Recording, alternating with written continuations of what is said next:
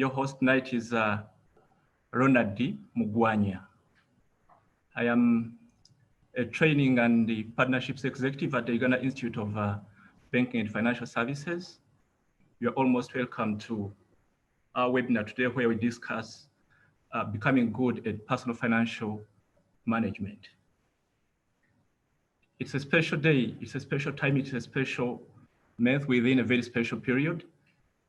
It's the first of a kind that everyone, all economies, the world over, have gone through what we're currently going through, the COVID-19 pandemic. That's why now we at the Institute of Banking and Financial Services had to come up with a means of giving assurance to the public, a means of giving hope to people, to the public, that there is always hope. We can do something about crisis, especially crisis which affects our pockets. And that's our response has been the Banking and Financial Services Awareness Month. This is a project, a campaign which we launched on Tuesday this week, and it's going to run for an entire month. We're going to be talking quite about a number of things, and some of the things that we're talking about is going to be different pillars within the financial literacy or within the financial literacy branches.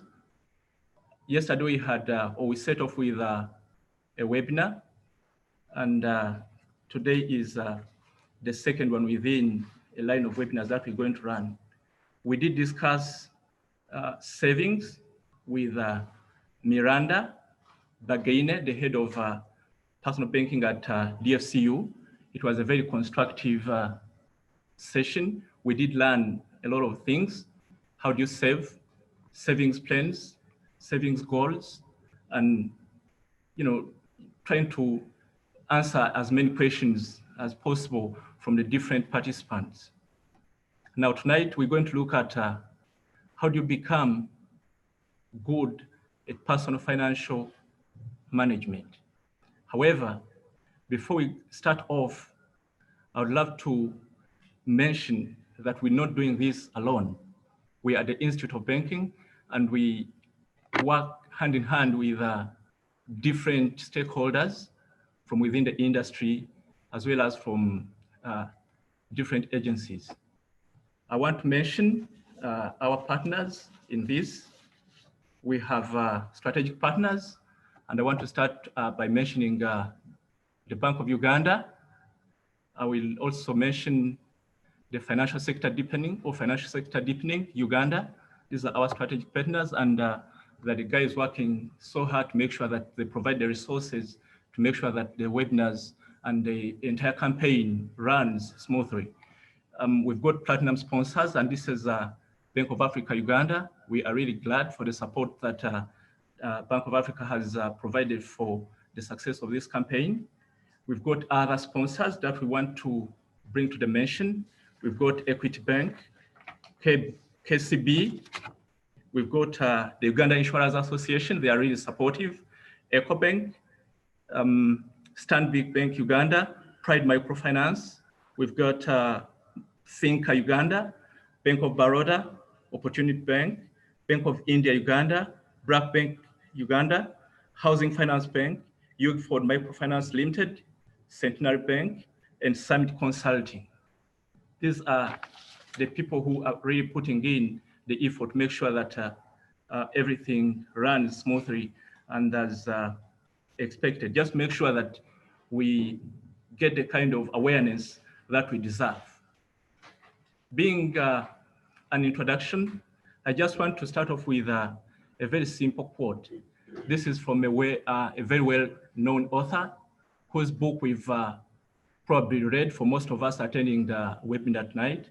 And this is a quote by Thomas Kiyosaki, the author of many financial empowerment books, including Rich Dad, Poor Dad, that I know many of us have actually glanced at, if not read, really. Thomas Kiyosaki mentions that education in financial literacy are both important. However, schools are forgetting one of them. And you all know the one which is being forgotten. We all earn degrees, we get advanced qualifications, but we never actually make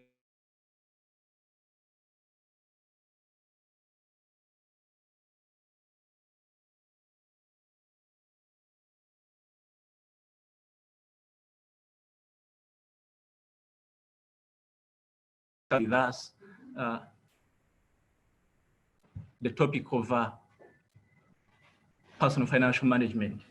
The person I'm about to introduce is none other than Joan Mugenzi.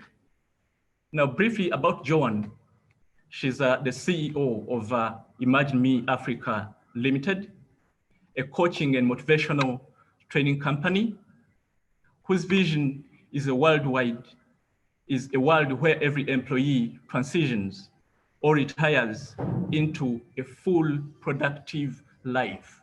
I think that has to be quoted. And I have to emphasize where every employee lives a full productive life. She's a certified transformational master coach and an International Coaching Federation professional certified coach. Joan is also the founding president of the ICF Uganda chapter. Joan has been running motivational training sessions. This is probably not going to be her first and not the last. Focused on personal development with personal financial stewardship as a big piece of what's covered since 2014. She's a firm believer in supporting people maximize their energetic years. I think many of us should take note of that. She's a firm believer in supporting people maximize their energetic years as an impetus for growing personal finances and investment portfolio, no matter their earnings. You don't have to be earning so much for you to be financially prudent. She's a Bank of Uganda certified financial literacy trainer. She's known for running amazing retirement training programs that have seen her engage with thousands of people across various institutions.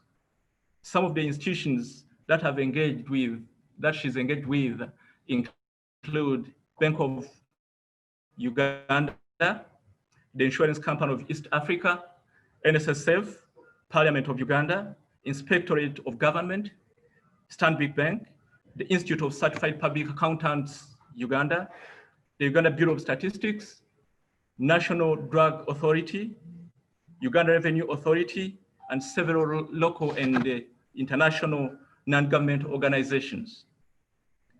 Through Imagine Me Africa, Joan is on a mission to see that all employers and employees exit strategies look beyond pension and gratuity schemes. This introduction, ladies and gentlemen, is full of action points. And this is just one of them, or another one of them. To see that each employee and employer have exit strategies which look beyond pension and gratuity. And lastly, Joan is also best known for her book, Corporates at Crossroads, knowing that your job isn't eternal and acting on that knowledge. Ladies and gentlemen, with that brief introduction, allow me to introduce once more our panelist for this webinar, Joan Mugenzi. Joan, you're most welcome. Thank you, Ronald. Joan, just shortly before you come in, there is a short poll that we want to run. And I want to invite my colleague, Derek, to introduce the poll. Just briefly take us through the poll. Derek, please, before Joan comes in. Thank you very much, Ronald. My name is Derek Lubega. I work as the IT executive for the Institute. Now, we have a poll that we're going to be running shortly. It's about a webinar survey. where we want to capture some of the highlights that will be used for today's webinar. So please spare a minute or two. It is going to be popping up on your screen right away. Give us that information as it's going to be used for today's webinar. I guess you're all seeing the poll. So let's find a minute or two, submit in our response.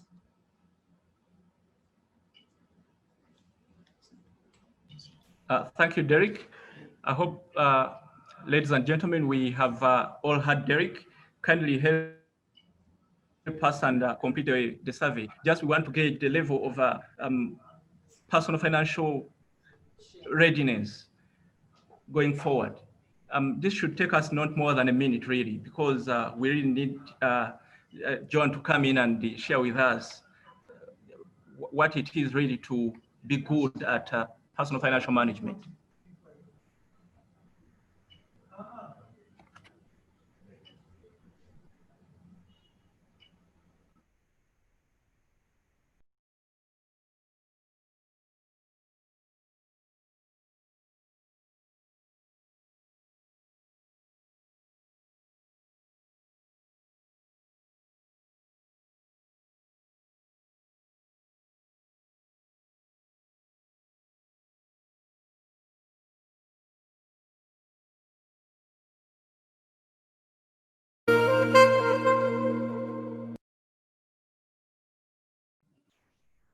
Thank you for completing the short poll.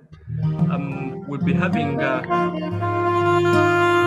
short question and answer. Please, you feel free to go through the Q&A and submit any questions that you may have. There's also a chat button where you could engage with different participants within online, or also ask questions to the panelists. All right. Let me invite Joan to come over and take us through what it means to be good at personal financial management. Joan, you're most welcome. Thank you so much, Ronald, and good afternoon, everyone that is on this call this afternoon. It gives me much pleasure to be engaging with this team today, and yeah, welcoming me on the screen is a poll that shows us who is here. Let me see, we have people who have worked for more than 15 years, 27%, 31% have worked for, okay, more than 50% of the people on this call have worked for 6 to more than 15 years. And then we have those who have worked for 11 to 15 years. Okay, 19, 31, 27, Ronald, you give us the math. The age group, wow, I love the fact that we have some young people on the call, 15 to 25, and we have 42%. So basically what this means is we have 47, okay, 5% for the young people, 42%, 25 to 35, and therefore that helps to kind of just gauge who is on the call. My name is Joan Mugenzi, like I've been introduced, and I am happy to be here this afternoon to speak on an interesting subject, a subject of personal finance management, but also it's all a kind of a challenge because imagine the kind of people that I'm engaging. If I'm having people from the Uganda Institute of Banking and Financial Services, what am I supposed to tell them about money that they do not know when they are the ones who give us money? They keep money for us, they give us our money, they come after us. These days we even receive messages that remind us that our accounts are inactive. So sometimes it's kind of interesting when I get into this space. So please allow me share my screen. And we are living in interesting times of COVID. We've come online. I'm so used to having interactive sessions. When you're in a physical room, it's very easy to get people interacting. So my hope is that people will be able to interact via the chat bar, via the question and answer, that will be able to engage, because like I've said, I want to spend a lot of time here trying to say things that we already know, because we are in the, probably majority of us are in the financial services sector. I saw the advert running, the flyer was on Twitter and all that. So I believe we might have other people who have joined the call who are not necessarily in the financial services sector. So let me share my slides and then we will engage based on that.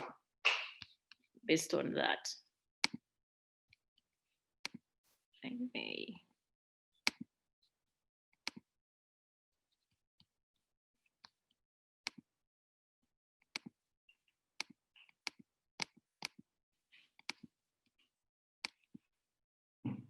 Okay, thank you. So the topic that I was given was to look at personal financial management. And the question is, where are you at? And of course, as we reflect through this process, you're going to be looking at yourself as an individual, because sometimes we talk about these things collectively, but at the end of the day, when we are talking money and finances, you are the person that is supposed to be thinking about yourself, because eventually the choices that you make about money matters will determine how you show up. And I'm an employment transition coach, and I know that part of the things that have always come up in this space are things to do with finances, because we know that when people are transitioning, one of their major worries is financials. There are other things that they worry about. But incidentally, some of the things that I have found to be quite interesting and the ones that have informed how we go about this subject is the fact that the more we started engaging with entities, we started realizing that a lot of interest and a lot of focus for many people is other things outside of financial management. And so as we look at this, let's say that a lot of what I'm going to share has to do with the 30 to 40% of people that are concerned about personal financial management. And maybe this is also informed by the fact that the people who are around us, when we think about the organizations that we work for, a lot of focus is on helping us have pension, we have NSSF, we are thinking about gratuity, and of course we have savings schemes in many of these institutions. So sometimes when we are thinking about money, we think about those pots that are in these different places, and then we forget about ourselves. And something that is quite interesting that I've come across is I've had an opportunity over the years. I mean, like Ronald mentioned, I've been trying to work on a couple of these things since 2014. And part of what I have found interesting, it doesn't matter who it is that you're talking to. I've had an opportunity of engaging with high-level personnel, talk about Bank of Uganda executive team, talk about Uganda Revenue Authority. I had an opportunity to engage with the commissioners in URA. I've had an opportunity of where I go and I'm engaging, all staff in an entity. Sometimes you're dealing with people who are about to retire. So when all these things come up, then you begin looking at one fact. There are certain things that through that just show you people and money, it's a different story. And so this is where we are now going to start from, okay? And it's a navigation. When we are thinking about money, it's a navigation. We always have questions. We have read books. Like, Ronald mentioned one of the famous book it's very hard for you to find somebody who is so much embedded in money matters that hasn't heard about Robert Kiyosaki, because he's written a couple of books, one of them being, Rich Dad, Poor Dad, which is an interesting story when you try to follow and understand the money habits of people who are very purposeful, and then those who just look at their job as the one that takes them through. And he's shown us different quadrants where we fall as individuals. And I'm sure today we have spent some money. And I just want to ask you, as you think through, have you spent money today? Was your expense planned? Sorry about the typo. Was the price you paid the best bargain you could get? Just think about those as an individual. And everything that we talk about when we engage with individuals, whether in groups, whether on a one-on-one, part of what we have seen is that money will always pop up. Those questions will always be there. And so we want to think through what is it that we are looking at. But allow me share a definition that I picked from Bank of Uganda. I'm a certified financial literacy trainer by Bank of Uganda. And this is the definition that we work with when we are talking about personal finance management. That personal finance management is about having the knowledge, skills, and confidence to manage yours and your personal and your family finances. So there's the aspect of knowledge. And that's why I was interested in just figuring out where are we at. When we look at people on this call, I'm sure many of us, I've had knowledge. We know about saving, we know about investing, we know, but then the confidence that we, the confidence that we require in managing our finances is something that might be beyond us. So whereas we might have the knowledge and skills, sometimes we don't have the confidence to actually manage those finances. And these are things that we need to look at. And I thought this is the first engagement that we are going to have. I will minimize my screen because I really want to learn from you. This is a true scenario. And I mean, we keep on getting these cases when people come through and they are coming for the coaching programs, they normally come with real issues. And this is one of those that came through recently. And this is the situation. My money situation is alarming. I earn about 12 million a month and can barely track my money. Even my side hustles give me a decent amount, but I don't even own any piece of land in this Uganda. I need help. Let that sink in. And I want to tap into the vast experience in the room to first advise this client, because this is going to give us a little bit of insights in terms of what we mean by money, personal financial management. So I'm turning off the screen sharing for now so that I can interact and see what advice are we giving. Let's use the chat so that we make it as practical as possible instead of me coming here and just sharing with us, okay? I hope we are going to be interactive. Over to you, Ronald. I need some responses to that case study. Can we advise this client? The client has come to you, so please let us come up with some ideas.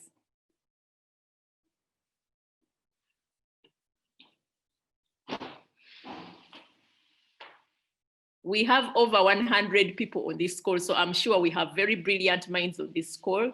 I have to start tracking expenses. I repeat the case study. Okay, let me just share the case study now. I'm not going to put up the screen again. Client is saying they earn 12 million a month. Their financial situation is alarming. They can't track their money.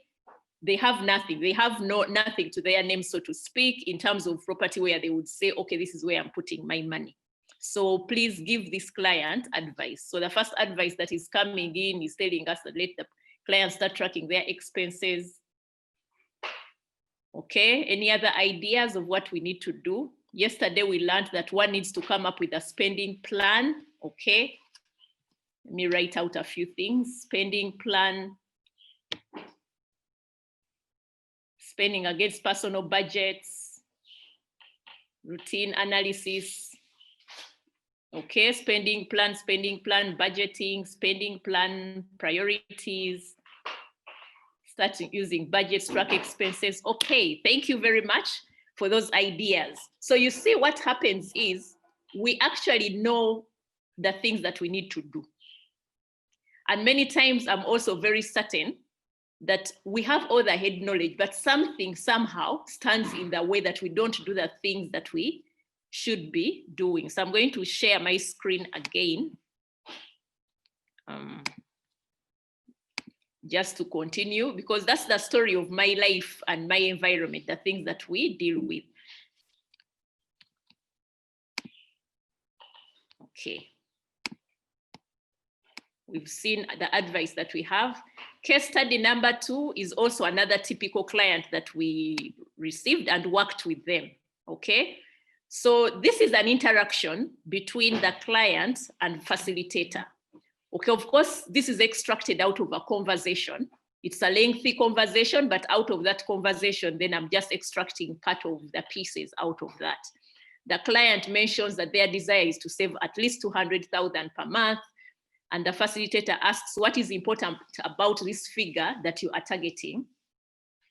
And then the client says, my sister-in-law earns far less than me, but she consistently saves 200,000. I want to be able to at least save that. So this is really benchmarking based on somebody who is in their inner circle. Okay, what are your sources of income? Several, although as I plan to save, I'm targeting to save the 200 of the 6 million I earn. I am actually servicing a loan. They provide some more context. And then what is the immediate result by the time we are through with our one-day class? Because we typically run an Imagine Me class that is it's a class that just helps you to touch base with yourself. And now the person has given us the case study, we are looking at it and we are saying, by the end of this session, what is it that you want to do? So what we get out of this scenario is that the client, by the end of that one day, they were able to identify 1.2 million that they could conveniently save. And straight away, they initiated an email instruction to their employer's savings scheme because they had that opportunity where they could deduct money at source. What facilitated that? The client was able to list all their sources of income. The client was able to list all known expenses, because sometimes we actually just spend, and because we are not tracking, we only remember the typical expenses, rent, utilities. We forget about food. Sometimes we forget that the routine things that we spend on can actually be the ones that provide the financial leakages. One of the examples that I always remember, we were engaging a certain team of leaders, and there was this leader who really loved chewing gum, and they would spend money on chewing gum on a daily. And when there's an exercise that we normally do to just track some of the expenses, and he burst out laughing and he said, can you imagine, just with chewing gum, I spent 50,000 every month. It was just one item. And so, as you're trying to track, there's things that we spend money on that we might not even be aware that our money is just leaking because we are just addicted. Sometimes you might be next to a Cafe Javas and you almost feel like, okay, let me just cross the road, go pick a coffee or whatever it is. And you're typically maybe spending 10,000 every day on that cup. So when we used our client financial recall tool to track expenses that were recently made, those ones were also giving this person ideas. They identified financial leakages. But then the most important thing, this client designed a strong why for money growth. If you have no financial goals, guess what is going to happen? You will have the knowledge, you might have the skills, you'll never gain the confidence, because sometimes what is going to give you the confidence is you having a strong why, that whatever happens, I'm putting money aside to do ABC, and that one drives you. And then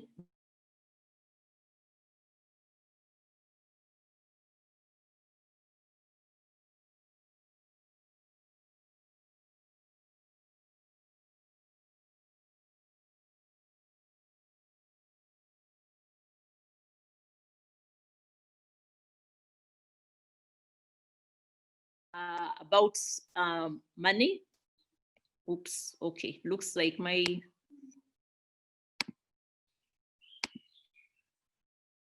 hello.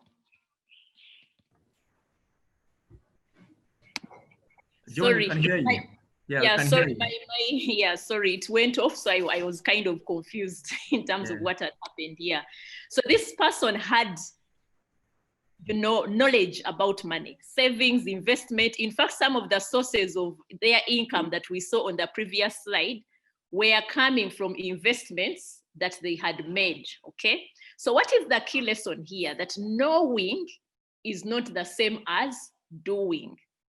So that's why you will find that people might be in a financial institution. They might even be financial advisors. I remember one of the things that I ever picked from Robert Kiyosaki's books was saying, sometimes when you're looking for a financial advisor, first try to understand their own portfolios, because they might be giving you head knowledge because they have a script, You're working for a financial institution, they've given you a script and they're telling you these are the things that you check, do your KYC, these are the things that you're going to tick off.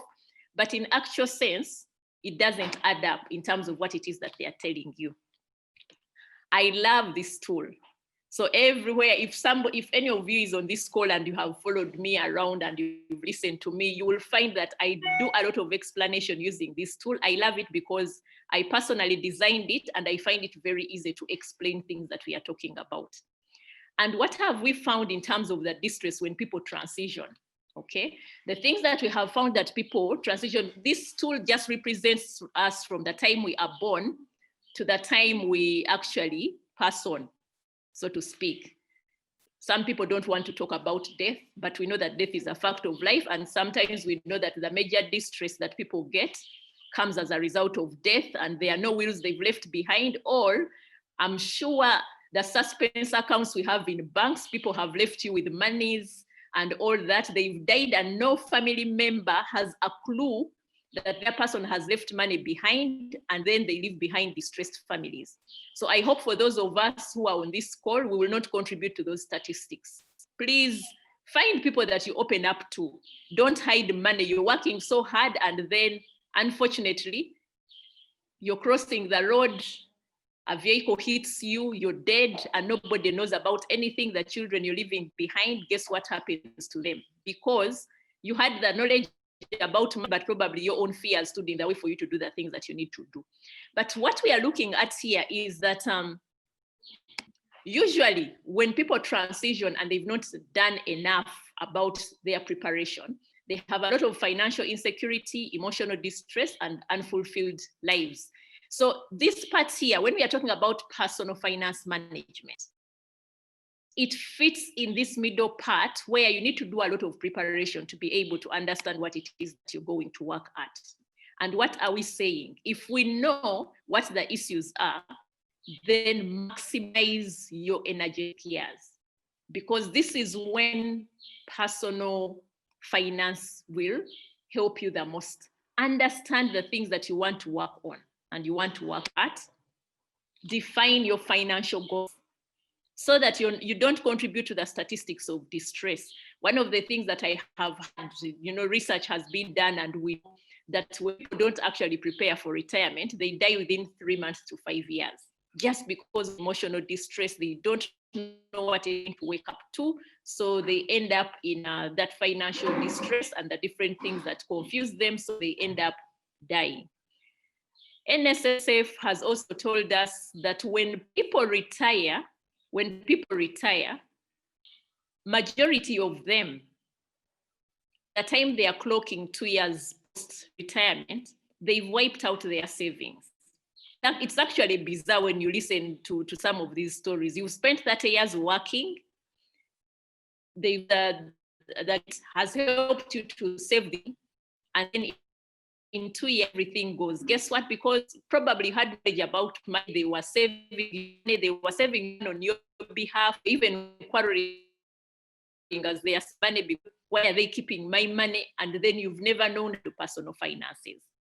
So define your financial goals, and then strategies for drawing in and growing your money. If you don't grow your money, then it's again a waste of your energetic years, because you're making this money and you need to see it grow so that it serves you in the future. What are some of the goals that we are looking at in terms of our finances? We need to be givers. It's very important to give, but you also need to think about what needs you have. The savings, you talked about savings. I won't delve so much into that. Investment, I'm sure along the webinars, you're going to have people talk about investment. The wants, it's always interesting to hear when you see people talking about needs and wants and see where their monies are going. Sometimes many of the leakages come in because of the wants. So you need to begin thinking about how you want to apportion your finances, your percentages across different things. Of course, we work so hard and then we forget to have some fun. We forget to reward the bodies that get up to go and work every day. We actually serve everyone around us and forget ourselves. And then we need to think about emergencies. But the critical thing, even as we think through all this, is your association with money. These are the things, again, that we have discovered as we engage with people, that stand in their way in terms of how they want to manage their money. It has a lot to do with the belief system they have about money. It has a lot to do with the value system that they attach around money and some of the assumptions that they have, okay? I am a Christian and I've been in some circles where they tell you that if you're busy saving, it looks like you don't have faith. You don't have faith enough. Why are you saving? And then I keep on asking, what Bible are they reading when the one that I'm reading is asking me to invest in 7, yes, 8 ventures? It asks me to spread the waters upon the waters because the bread upon the waters, because I do not know where I will find what. So sometimes we do things and a lot of that belief system is impacting us and we have no clue how it is affecting us. Now, these are things that you do not necessarily use head knowledge. That's where for us as coaches, it helps because you're listening to the story and trying to tease out some of the peculiar things that the client might not actually know. You help them access their unconscious knowing. Because once they access their unconscious knowing, they begin realizing why they are doing the things that they do. I remember a story of somebody who came, and when we had an analysis, they just realized that they loved bedspreads. So all the time, what they were doing with their bedspreads, they would just keep on buying and buying and buying. And then the person said, I can guarantee you, I have bedspreads that even my great-grandchildren would use. And guess what? They had to do a garage sale. They did a garage sale so that then it would help them to kind of dispose of. Another person was doing a lot of recording, and out of that, they discovered that they had probably spent like 200 million on reckless things. That's what they called them. And then they said, okay, I have been tracking. I know that one of the advice that we were giving the other client is to let them track. They were tracking, they have 200 million they've spent on things, and this person exclaimed, I said, I wish my money was with NSSF, it would have brought me a return, okay? So these are things that we need to do. So I will end it there and have some reflections, questions, experiences, so that we can have an interactive session. Thank you so much. Over to you. Thank you very much, John. Thank you indeed for such a wonderful, dialogue or discussion about personal financial management. On my side, you've really talked about quite a number of things that ring a bell in my mind. And like you just said when you're ending the presentation, to say you want people to engage. I know this is something that belongs to all of us. Personal financial management is a discipline that many of us haven't embraced really that well. On following up on the point of getting people to talk, you did mention something to say with to do with financial leakages. All of us, myself included, have instances where we leak money and we don't even realize it's a bad thing, really. I want to challenge the audience just in 1, 2, 3 to point out a few things where they leak money and probably they think it's a good thing, but indeed it's not good for your financial health. I will start with myself. I did realize that sometimes family is a very big, leaking money to extended family members is one of those areas which really consumes quite some good amount of money from me, like relatives or different members, cousins asking for contributions, and you think you're contributing generously. That's one area where a lot of resources are leaked. So that's me, but I would also love to hear from the audience through chat. You could just talk to us. Where is that leakage? Where do you think most of your money is being leaked? And what are you doing about it? On my side, I, like Miranda yesterday in the savings webinar, mentioned being intentional about savings. I just decided to go intentional about savings and created that policy with an insurance company and made sure that that money is being deducted automatically without me even touching it. And at the end of the day, I don't have so much money remaining to be giving out to family members. What do the rest of the team have to say? In 1 or 2, 3 chats, please just talk to us and the panelists, the different areas where you leak money. That's number one. We also talk about assumptions about money. What are your assumptions as an individual or even in the community where we live? Growing up, we've always heard our mothers, our sisters talking about, not wishing their husbands to make more money because making more money is the beginning of this man now becoming promiscuous, getting more women and that kind of thing. So what assumptions do the community on call tonight have about money within the communities where we live? I'll go through them here quickly.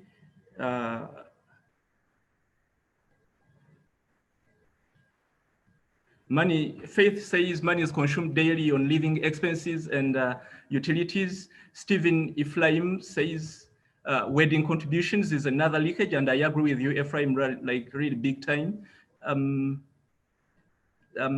Jemima Semakade says he's being intentional, on how much he gives away.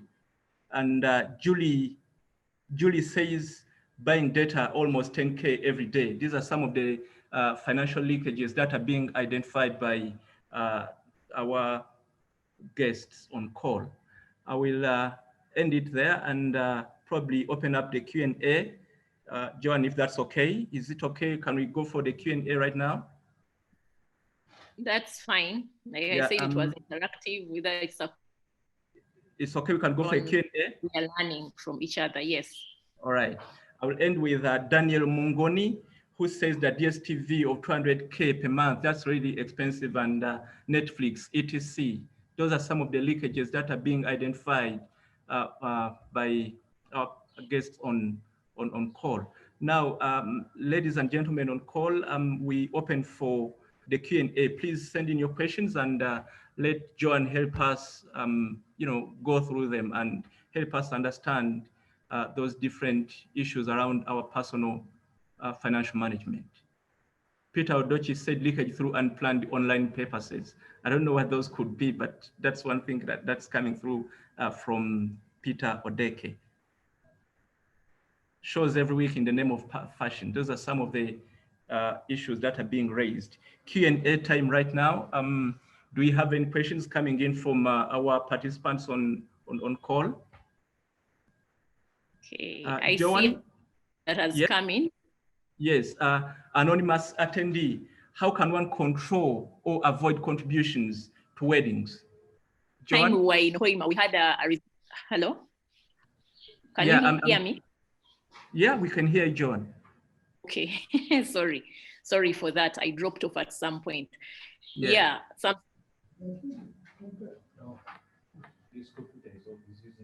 loans. So in Hoima, we had this residential workshop, and one of the participants shared and said, just for just. And out of curiosity, we asked, what does just for just mean? And then they mentioned that this person was around people who had, there was access to easy money. And now when I think about you people in the banking institutions, that you even enjoy interest rates that are far less than the market rates. So this particular person decided to borrow because there was money to borrow. Somebody told them, you borrow money. They picked the money. And as soon as they received that money, somebody called with a big problem. And because the person had money on them, they decided, okay, fine, I don't have any plan for this money. They gave them some. So by the time they were through, the money had gone. The loan had not gone into anything constructive. And then here they were having to service a loan as a family just because somebody borrowed just for just. So there are people actually who borrow just for just. How can one control or avoid contributions to weddings? Now, of course, when we are thinking about these contributions, you remember in one of my slides, I said, when we are planning our financial goals, giving should be part of that. And this is what I have seen to work. When you decide that you have a percentage that goes towards giving, let that portfolio be the one that you use to begin making your contributions. Unfortunately, sometimes we also live in a world of showbiz. Sometimes people are just out competing to just figure out what is it that I'm going to give. Now, remember, we also have people who are in those tricky situations. I'm one of those that I belong to a big family. I belong to a big church. I've worked with, I used to work for a very big organization. And that meant if you're going to yield to all the pressure around you, even your salary wouldn't be enough to give. So what does giving look like to you? What is the emotional attachment even to the person that you're giving? I have seen people who send you messages. Actually, true story, I have received messages from people I have no clue who they are, but they have sent me budgets.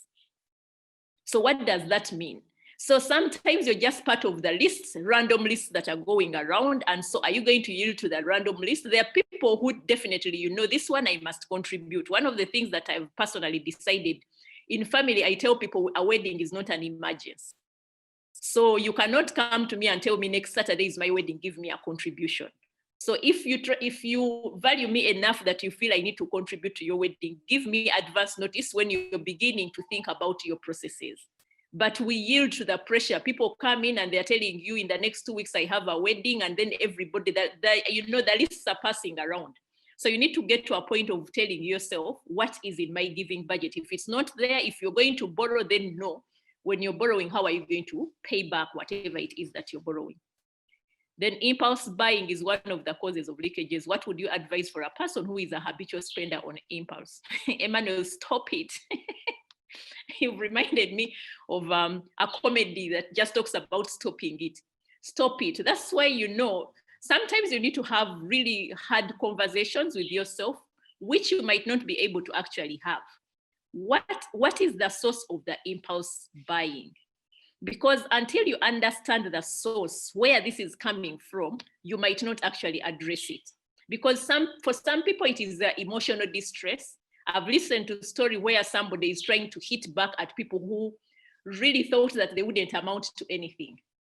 You listen to stories and the story is taking you back to childhood. So you can imagine you're talking to a 40-year-old and the thing that is influencing their behaviors is something that happened to them when they were 7 years old.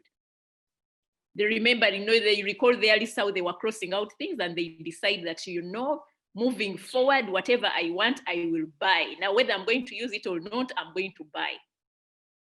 So just figure out what is the source of the impulse buying, because the obvious answer is stop it. But if you don't know the source, stopping it will not be an answer for you. So list down amount, what is your total? Okay. Personal financial management is a topic that is not well understood by most of us. Many of us do not think about the future. We men expressing others. We spend so much to impress people that don't even care. I remember someone who told me they used to have a group, those people that just decided, they did a self-discovery and even went on to the extreme in terms of how they decided to do away with the extravagant lifestyles. And they said, these are people who had their money, but they would even compete in terms of who has the latest fancy pen or fancy shoe, whatever thing that has come through. When you go to the US economy, one of the things that happen when something is just going to be launched, they're the epitome of capitalism. When something is going to be launched, everybody wants to be the first to have it. So what happens? You're even trying to impress. And guess what? Sometimes the people you're trying to impress are not even noticing, but you have spent. And sometimes you're even angry that you're putting on a watch, you spend so much on that watch, and nobody is even not asking you about the watch because they don't even know. Sometimes you're going after a label that the people around you have no clue what that label is. So you're simply fulfilling a certain part of your ego. You've spent money trying to impress people who don't even care. They're not even noticing, and you've spent a lot of money. You've wasted money that would have gone into other things. Just do things to impress yourself. There is nothing wrong with spending so much money on something if you're doing it for yourself to fulfill your personal desire. But if you're trying to impress others, you might get it all wrong.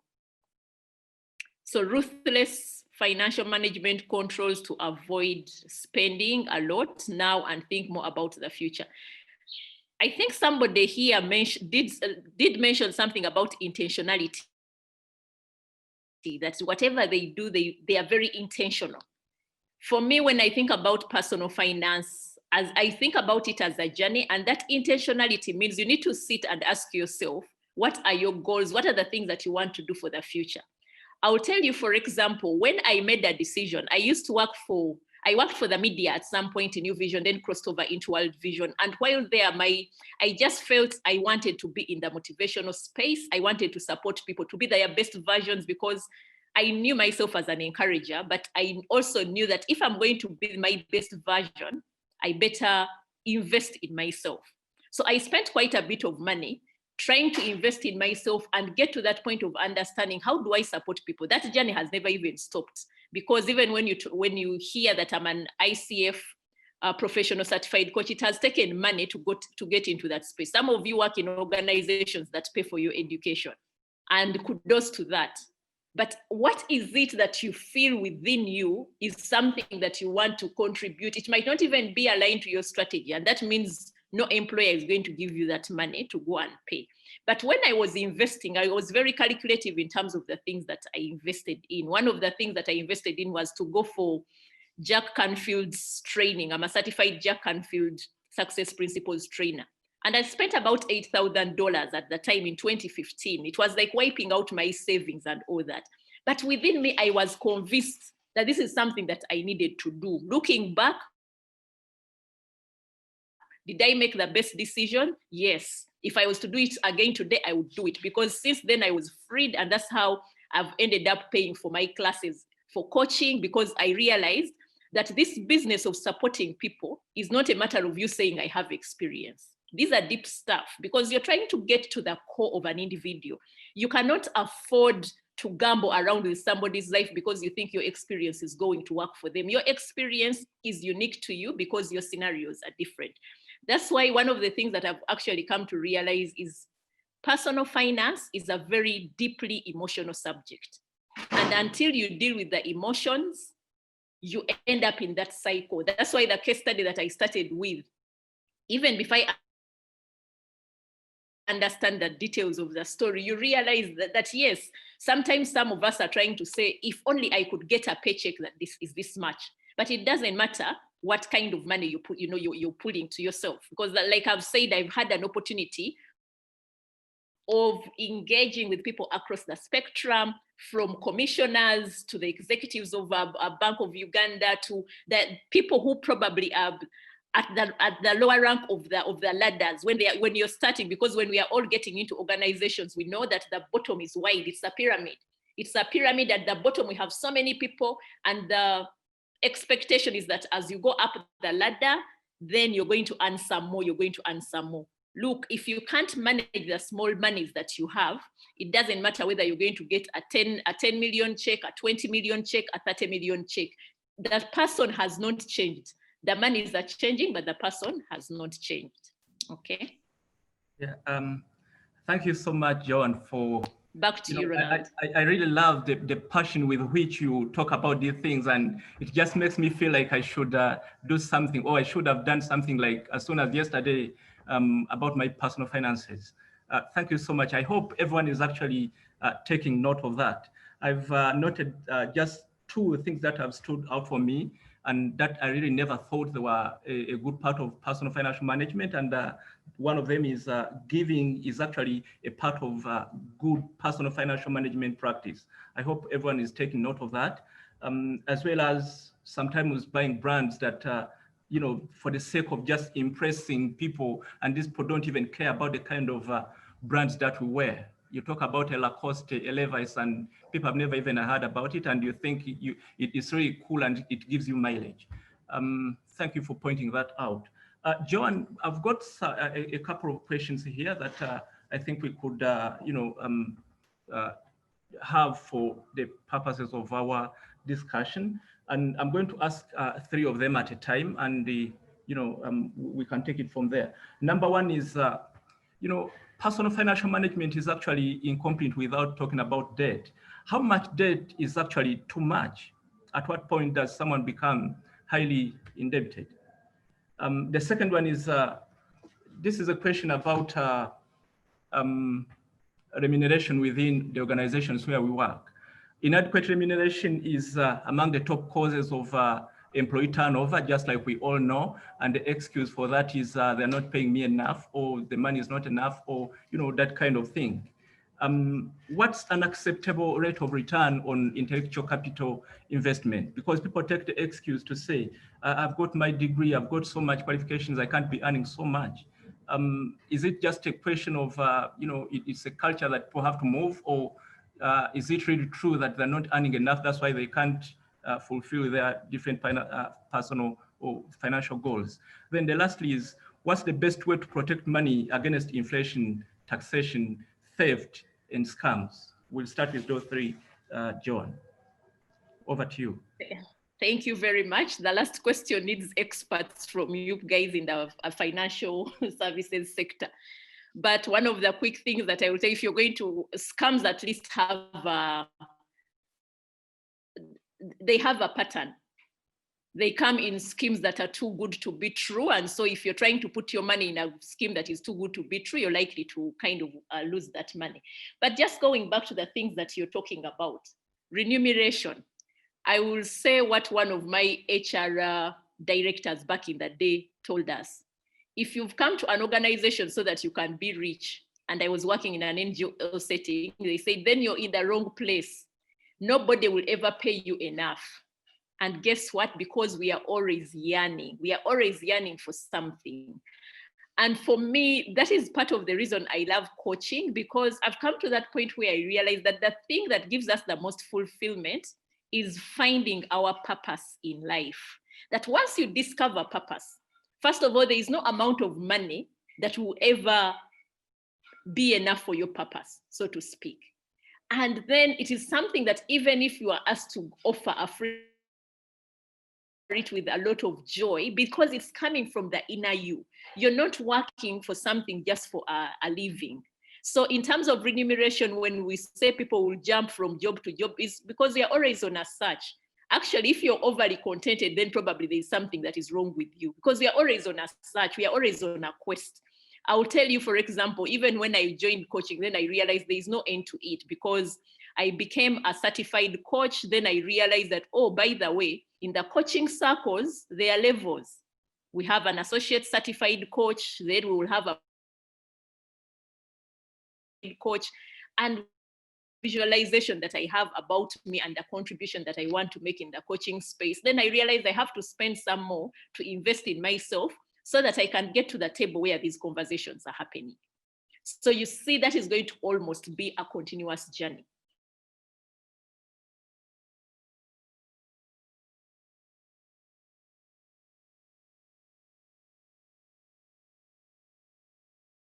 Fact. Try to get into any organization. Employee turnover is an expected trend, but even when you think about that expectation, guess what? They are acceptable parameters within which turnover is agreeable to. And how unique are your skills that you will not find a replacement? I always tell people that, you're only fortunate to be in that place because you applied, and when you applied, you are not the only applicant, and it would also be very unlikely that you are really the best. But probably in terms of preparation, you did the best, you made the best preparation, or you had the best offer. Sometimes people complain about money, yet that is what they asked for. They ask for that, and then they get to kind of peep into the pot, and they feel they are giving me so little. If you ask them, how much did you ask for when you are joining, you will be shocked at the kind of responses that they would have. Debt, what is too much debt? There is such a thing as good debt, and of course there is such a thing as bad debt. And I think I will tie it in with what Emmanuel Anguyo is saying, say something about multiple borrowing. Multiple borrowing, I believe, is Emmanuel borrows from Enoch to pay Joanne, and borrows from, goes to another person. So you're always in a cycle. Our MPs have had a situation where we know, I'm talking to financial institutions, we know some of the times that we go and camp at Parliament, because this is an opportunity to get the fresh members of Parliament to take up the loans, because we know in the next 5 years we have their money. But guess what? By the time they're coming to a banking institution, thank God for the for that financial card that actually checks to figure out how much borrowing have you done. But what used to happen, they would go to one bank to another, and then before they know it, they're in that cycle of debt, and part of the money that they are paying back, they are still paying back voters and the promises that they made. You know, you have a debt at the fuel station, you have a debt at the sugar supplier, you have a debt at the salt supplier, because everybody is thinking my MP is going out there. And then because the media has fed us on how much they earn, then we think this is something that is going. But now that is the extreme. Some of us are in offices and we are doing what Emmanuel is saying, multiple borrowing. You're the person that is known from borrowing from one person to another. Sometimes you're in the corridors and people know about that. So that's why, you know, that debt, how much debt is too much. If the debt that you're accumulating is not productive debt, then you're having too much debt. And sometimes when we are talking about financial leakages, ask yourself the things that you're spending on. And these are some of the scenarios that we have found with our clients.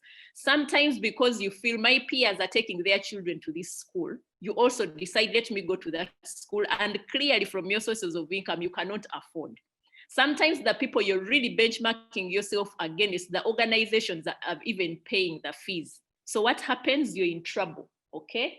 So acceptable rate of return for intellectual property. I don't know what acceptable is for intellectual property, because I guess it's the value that you tag on yourself. So for me, it is getting to that point where you have to get to a point of knowing what is the value that I am offering. But that value is going to be accumulation of so many different things, because we can all be there and then somebody is saying, but how come you're charging this, the other person is charging this, and then you're thinking, how much investment have I put in myself compared to the other person that you're showing? And maybe they don't see the value in terms of what it is that they are offering. Best way to protect against inflation, that one I will leave it to anyone from the financial advisors, the banking sector to help us, because we invest by faith in some of these things, and we try to see what sources are offering us at a return that is trying to beat inflation. But I'm not in a very, I'm not in a very technical position to respond to that question. I would be very happy if somebody on this call responded to that. Okay, we usually have brothers and sisters looking up to us for support, talk of tuition and family pressures. How best can one be able to overcome that without causing conflict? Enoch, this is a true story of Africa, because many people, when they are starting out, this is part of their story. Now, this is what I will tell you. When you're thinking about matters personal finance, put yourself in that picture, regardless, because all of us have baggage. But in this picture, find a percentage that you reward yourself, where you're telling yourself, you know what, I understand my circumstances. Even if I put aside just 5% for me, it is something. I always ask people, okay, once you have cleared all those issues that your relatives have brought to the table, do you stop getting requests? Those requests are endless. So always remember that this body that you're taking to work should be rewarded, because in each one of us is a child. You know how children sulk when they've done something and you don't say thank you? So the inner person, the inner child in us is always sulking. So as the circumstances change, you can grow the portfolio. But what is not acceptable is for you to decide that you're working and you're not putting anything aside for yourself. The percentages may not be as high, but put something at the side, because we know that, you know, the eighth wonder of the world is compound interest. That little small money that you keep on putting at the aside, eventually it's going to add up. But if you save nothing, you don't need a prophet to tell you that at the end of the cycle, you will have nothing. How best can I reward self without overdoing it? Patrick, I don't know what you mean by rewarding self here, because for example, for me, part of reward is, one of my core values is lifelong learning. And maybe that's why I find it very easy to spend money on classes. I find it very easy. Once I realize that this thing is going to feed into my purpose, I will spend the money. So I don't know where you draw the line in terms of overdoing it. So I'm not sure what that overdoing refers to. I also love some fun. So I also typically save to know if I'm going to go on a holiday, I had better save towards that, so that when it's time for me to reward myself, then I will reward myself. One of the things I enjoyed about my previous job is I was a frequent traveler and I would earn miles. So I used to travel quite a lot, but these were paid for things because all I would be paying for would be taxes, airport taxes. And that's why I say that sometimes when you're trying to admire a certain lifestyle, try to understand what is funding it. There's a time I traveled in summer I went to the US in summer and all I paid was about $390. And this was a return ticket at a time when the tickets were over $2,000. So for those who are just seeing you saying, you know, you're traveling, they imagine that that is the amount of money that you're coughing, but in actual sense, you have accumulated miles, which was just a benefit of the kind of job that I had. So some of these things, that's why I say that personal finance, that's why it's called personal finance. It's personal to you. Because for another person, a trip, $2,000 will be pocket change. For another person, they are paying a lot of money. It will be wiping out their saving. They will almost sell their plot of land so that they can afford that ticket. Wow. Thank you so much, Joan. I hope we all taking points. Now, I want to ask guys, you know, our participants on call, please, if you hear of any action points that really ring a bell in your mind that Joan has mentioned, please don't hesitate to share with us through chat. We need to know that, you know, we are making impact, because at the end of the day, we're not just here to pass these 1.5 hours. We really need to understand that we are creating impact. Please share with us the key things that, you know, you are taking away from our webinar. Joan, you asked for input from some person from within the industry. I cannot say with any authority because I'm not, you know, that kind of, you know, qualified to say like an economist would have given their opinion. But I think protecting money from inflation, the starting point here would be investing in services or products that give yields which are over and above the current or projected inflation rates. Things like fixed deposit accounts or different insurance plans. This could really give you know, that kind of security against inflation. Taxation, the first point of call would, in my opinion, be a good tax attorney. That could be a good starting point, but also most importantly, being alert when it comes to especially impulsive purchases, because many of these are non-essential goods or services that we consume also fetch quite a lot of indirect taxes that we're not even aware of. So we could be really keen when it comes to how we spend and on what products and the tax implications. Theft, keep your money properly, you know, open an account with a financial institution. It doesn't have to be a commercial bank. You could open, we also talk about safety deposit boxes. Safety deposit boxes, those are some of the services that different commercial banks actually offer. That could be a good security to start with, and also being keen on how you keep your money. Scams, just do your due diligence. If a deal is too good, then something is definitely wrong with it. There's nothing for free. That's what I could, that's how probably I could chip in. It's not expert advice, it's just an opinion. You guys on call could also contribute the different ways that you think individuals could you know, secure their funds away from the different vices like we've seen. Joan, we've got about 15 minutes to go. I think it's a good time. We could still chat. Like I've said, please don't just sit back and hear from Joan and the Mugwanya moderating, but also please tell us what are the key action points that you're going to take away from the webinar. I've got some other more questions here, Joan, and it's good you've responded to okay, there's some okay, you've responded to Enoch, brothers, supporting brothers without conflicting your personal financial goals.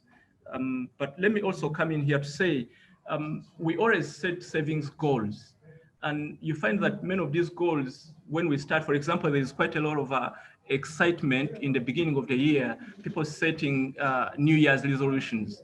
And some of the goals that they set for themselves, at the end of the day, or at the end of the year when they're taking that stock of achievement for the year, they haven't been achieved. Things like wanting to build a house, things like buying a car, for example, and many other things. Really, how do we go about this? How can we be specific about goals, achieve our ambitions within the year, but we haven't broken our backs at the end of the day? That's number one. The second one here would be,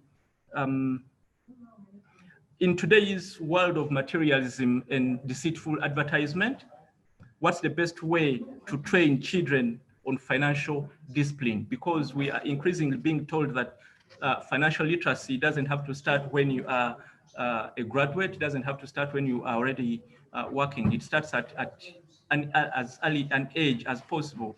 So how do we train our children to go about financial discipline?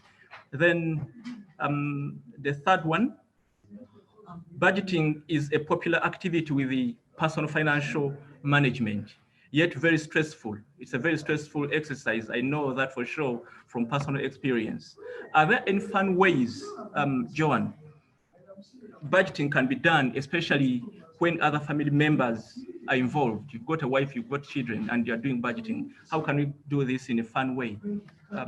Over to you, Joan. Okay, thank you so much. Thank you so much, Ronald. As you are giving your pointers, the opinion around guarding against scams and all those different things, I was saying, you know, of course, it goes back to the financial knowledge that we are looking for all the time.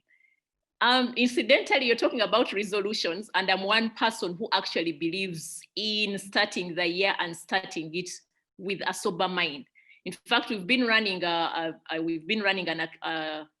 event that we call Dine and Dream at the beginning of every year. And one of the things that we normally tell people is to put them in a space where it's heavily reflective. Like, I mean, I say, because given that I'm a coach, for me, the things that I do have to resonate with your values and belief system.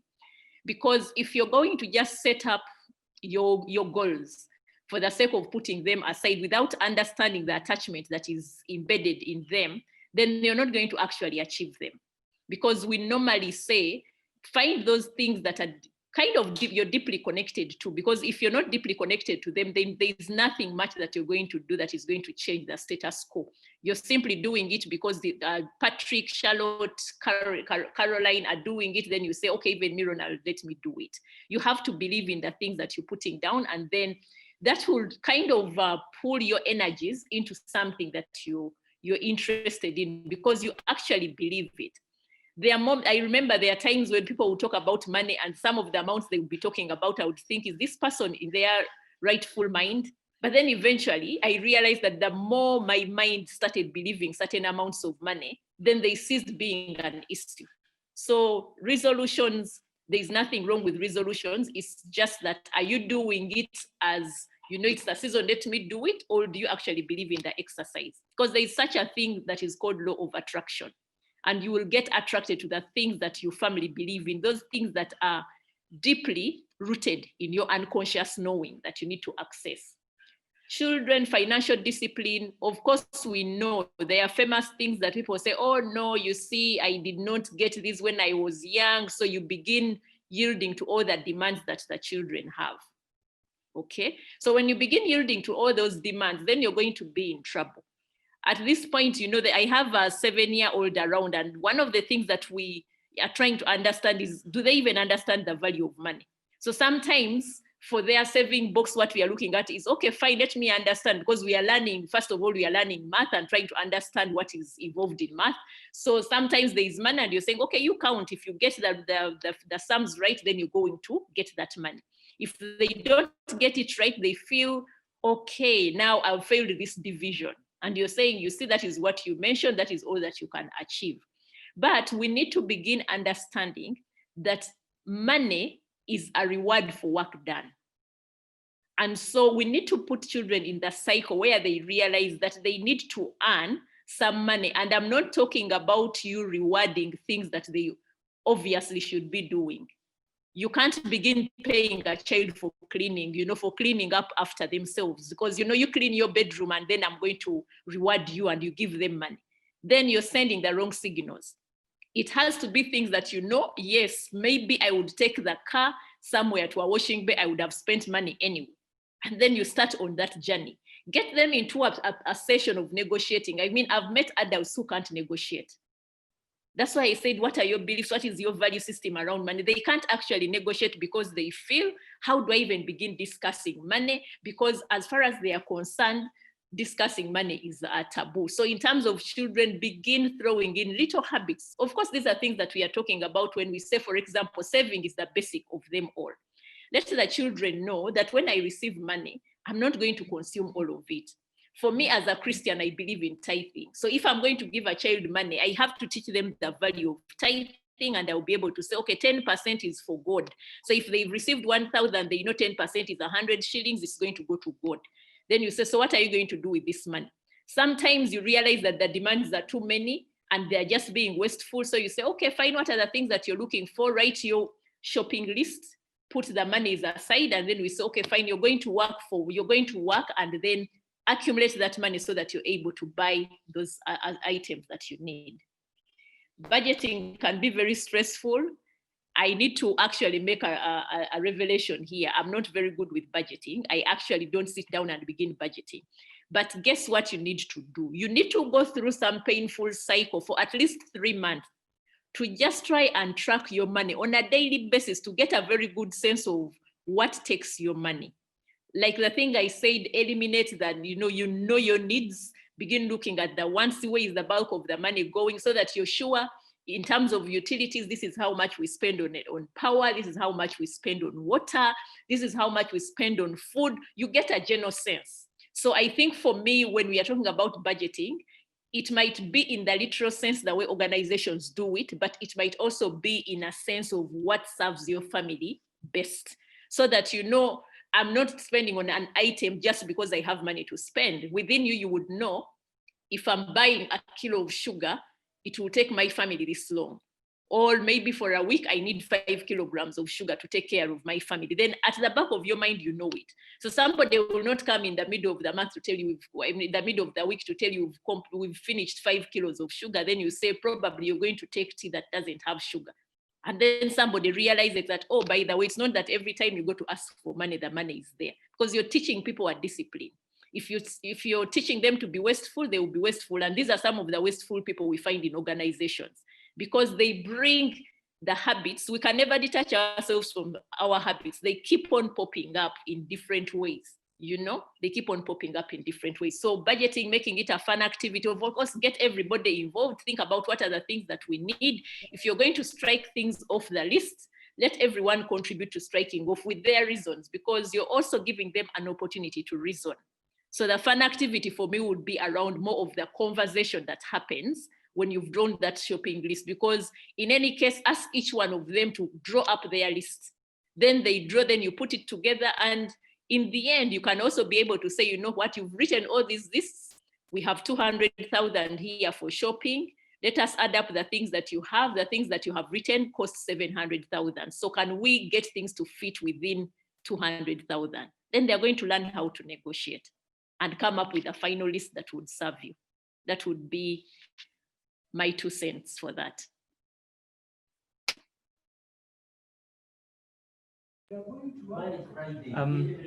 Thank you so much, Joan, for the guidance on the different concerns that have been raised by the different participants. I asked for input from participants regarding the key takeaways from our conversation, and Caroline here chipped in to say setting aside money for charity is one of the key takeaways that have stood out for her in this webinar. I hope so many other people have equally taken away good action points, and it's just a matter of time that they're going to share with us. Joan, I think we need to wind down our discussion regarding personal financial management. I've seen here from chat individuals asking for the video to be shared, the recordings to be shared of the presentation. The presentation will be available on our campaign portal. and that is www.yourmoneycan.or.ug. When you go to that site, you'll be able to access information not just about this webinar, not just about yesterday's webinar, but information regarding the different financial, financial literacy pillars. Yesterday we talked about savings. Today we're talking about personal financial management, and tomorrow is another special one, and we'll be discussing savings as a tool for entrepreneurship. And we're going to be looking at a specific case study by KinderCare Schools, and the presentation is going to be by Jean Francis Nakato. The time is going to be 12 o'clock. You could still use the same login details that you used for today's webinar, and for the webinar tomorrow, and it's still the same login key that you'll be using all through the webinars that we'll be having throughout the Banking and Financial Services Awareness Month. We also have a Twitter handle, and it's #YourMoneyCan. You could always follow us on Twitter and talk to us regarding the insights that you are taking from the different discussions we're having. You also could share with us your personal experiences regarding money management, savings, and the different pillars of financial literacy. Before we move, before we get into that, are there any other people or individuals sharing with us the different takeaways?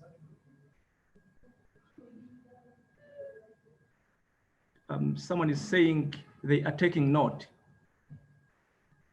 Richard is saying he's taking note of everything that's being said, and he's thanking us for the presentation. Oh, I'd forgotten to mention just one last thing. Joanne has emphasized giving as part of personal financial management.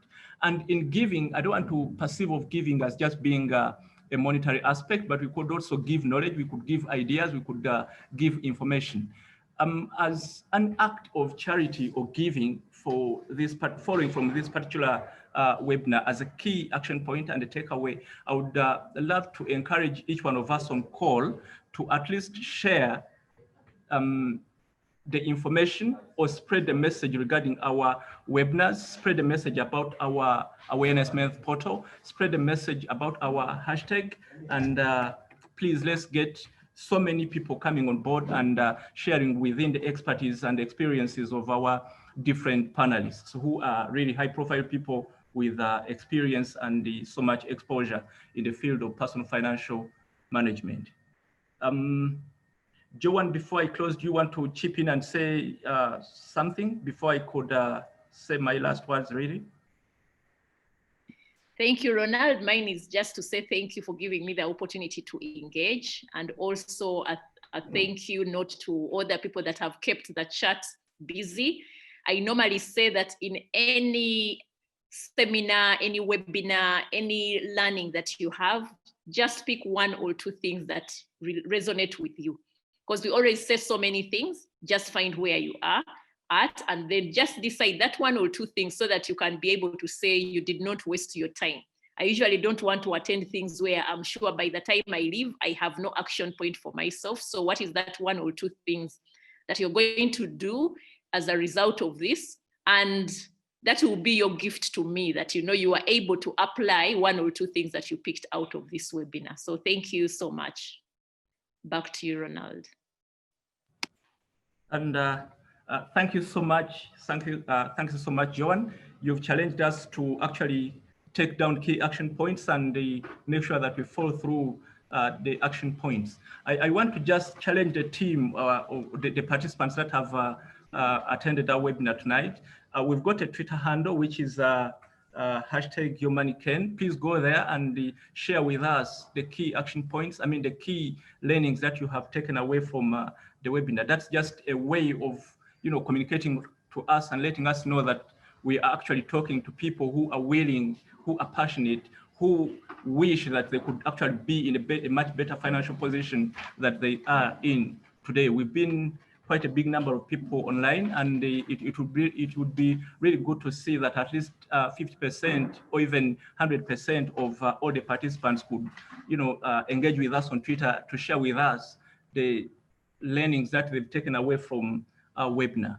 Having said that, Joan, I really want to thank you so much for spending your time and really to share with us your experience and your passion through the communication and the facial expression. It really came out so clearly for me, the passion with which you really love to motivate and drive the point home regarding financial wellness for people.